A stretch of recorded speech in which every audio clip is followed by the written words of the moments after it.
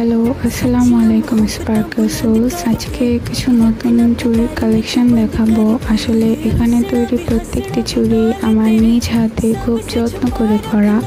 আসলে যখন নতুন কোনো চুড়ির কাজ করব ভাবি, ফার্স্টে হচ্ছে কোন সুতোটা ইউজ করব, কোন সুতোর উপরে কি স্টোন বসাবো, কিভাবে কাজ করলে ভালো লাগবে, এগুলো নিয়ে বেশ টেনশন হলেও কিছু কিছু কাজ তৈরি করার পরে এর আউটকামটা সত্যি নিজের দেখেই খুব ভালো লাগে।